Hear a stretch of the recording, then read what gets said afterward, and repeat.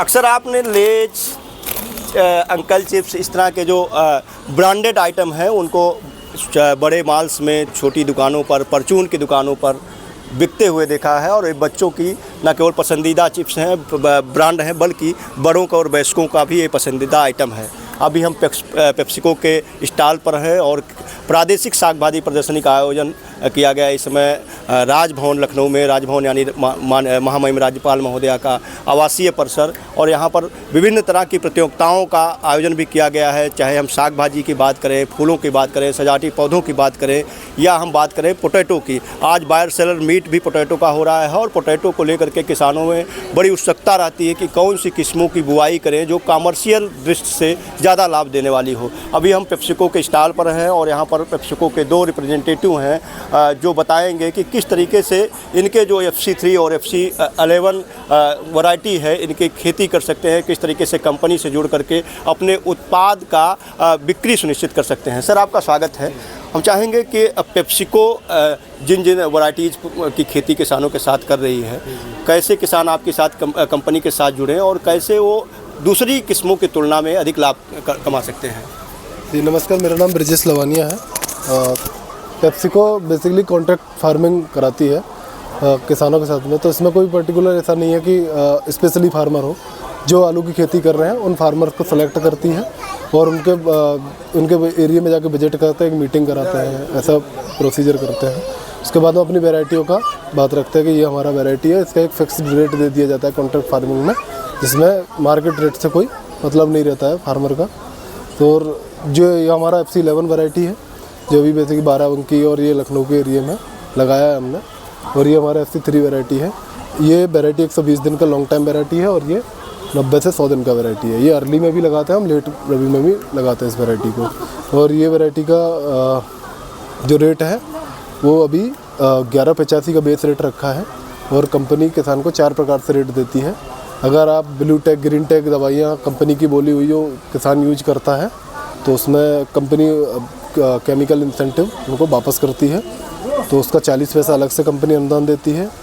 और 75 पैसा जो किसान माइक्रो इरीगेशन या कोई सिंचाई उससे कर रहे हैं तो उसको 75 पैसे का अनुदान अलग से कंपनी देती है। तो और अगर कोई किसान उन्नत खेती और बड़े बेड पे आलू लगा रहा है तो जैसे 30 इंची से बड़े बेड पर अगर खेती कर रहे हैं तो उनको 60 रुपये का अनुदान ऐसे देती है। तो इसी प्रकार से इस आलू का जो रेट है 13 रुपये 60 पैसे पर केजी का किसान को मिल जाता है। साथ ही साथ किसान को इसका जो सीड है वो मिलता है 26.5 रुपये।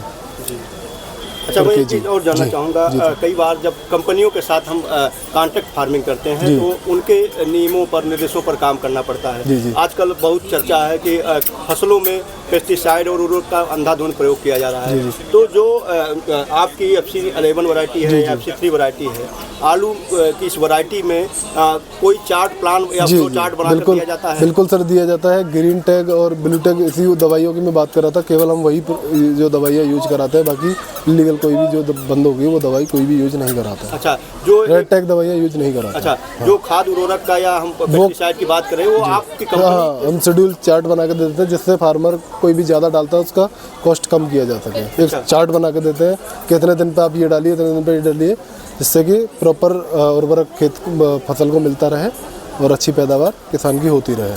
एक चीज़ और जानना चाहूँगा, कई बार जब कंपनियों के साथ टाई अप किया जाता है, क्योंकि वो कहीं ना कहीं जहाँ से इस बीज को ईजाद किया जाता है उनके साथ एक एग्रीमेंट होता है। जैसे पेप्सिको की बात करें, किसी किसान ने आपकी FC11 वैरायटी या FC3 वैरायटी बोली और उसने जो है कुछ आपके बिना कंपनी के जानकारी के दूसरे किसान को उसकी खेती करने के लिए बीज उपलब्ध करा दिया, तो कैसे सुनिश्चित करते हैं कि आपकी? तो सर, किसान को बीज तो कंपनी ही देगी, बाकी किसान अगर एक साल, आप ऐसे बोलना चाह रहे हैं कि एक साल लगाया फिर दूसरे साल वो सीड बना के बेचना चाहे तो सर वो सीड तो नहीं रहेगा ना, क्योंकि वो तो फसल ले लिए और वो जाके कहीं भी स्टोर कर दिया तो उसमें वायरस और बैक्टीरिया डिजीज़ का खतरा रहता है। तो हम एक स्टोर पर्टिकुलर अपना अलग से स्टोर करते हैं, उसमें अपना सीड रखते हैं, रख रखाव हम अपने हिसाब से कराते हैं, तब वो जाके होता है। और सीड की खेती भी अलग कराते हैं हम लोग। एक मान लें, कहा लिया जाए कि कोई किसान अगर बीज को बचा करके अगले साल खेती करना चाहता है तो जो गुणवत्ता है न केवल वो प्रभावित होती है बल्कि कीट और बीमारियों का प्रकोप भी होने की संभावना होती है। तो क्या कहना चाहेंगे कि जो आमतौर पर खुले बाजार में आलू की खेती किसान भाई कर रहे हैं और आपके साथ कॉन्ट्रैक्ट फार्मिंग करेंगे, उसमें और इसमें कितना अंतर आने वाला है? अंतर यही है कि जो मार्केट रेट है वो फ्लक्चुएट मारता रहता है, ऊपर रेट चला जाए डाउन चला जाए। हमारा एक फिक्स रेट रहता है, कितना में फार्मर को पहले से सेटिस्फाई है कि हमको इतना रेट मिलना ही मिलना है। जी जी। बाकी हम तो बस यही कहना चाहेंगे कि अगर कोई फार्मर 5 एकड़ लगा रहा है तो कम से कम 2 एकड़ हमारा लगा के देखें, तो जिससे आप अपना उनको एक फिक्स्ड इनकम हो जाएगी कि इतना हमारे पास पैसा आना ही आना है। बाकी अपना वो 2-3 एकड़ का गेम जो खेलते हैं फार्मर, आज की भाषा में बोल सकते हैं कि स्टोर में रख के जी जी वो खेलते हैं कि।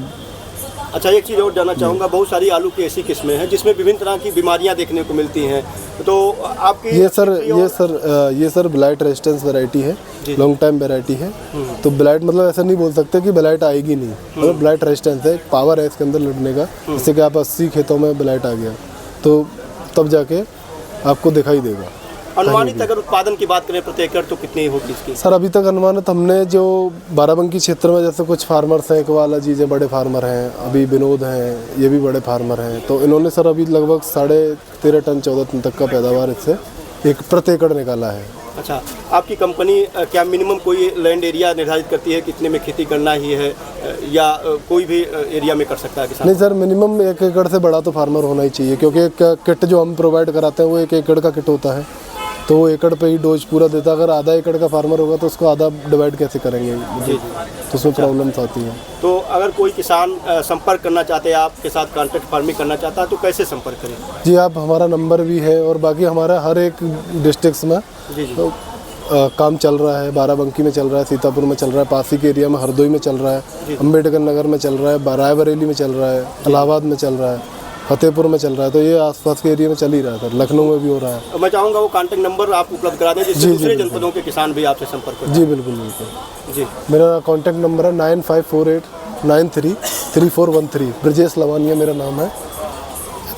तो हमारे साथ ब्रजेश स्थित पेप्सिको के रिप्रेजेंटेटिव हैं, और आलू की जो विभिन्न किस्में जिससे चिप्स बनता है, कुरकुरे बनता है, या विभिन्न तरह के उत्पाद बनते हैं, उनकी कॉन्ट्रैक्ट फार्मिंग के लिए FC3 और FC11 जो आलू की 2 विभिन्न किस्में हैं, उसकी कॉन्ट्रैक्ट फार्मिंग के लिए आप संपर्क कर सकते हैं। ब्रजेश ने अपना कॉन्टैक्ट नंबर भी बता दिया है। किसी भी जनपद के किसान उत्तर प्रदेश के इनसे सीधे संपर्क करके कॉन्ट्रैक्ट फार्मिंग कर सकते हैं।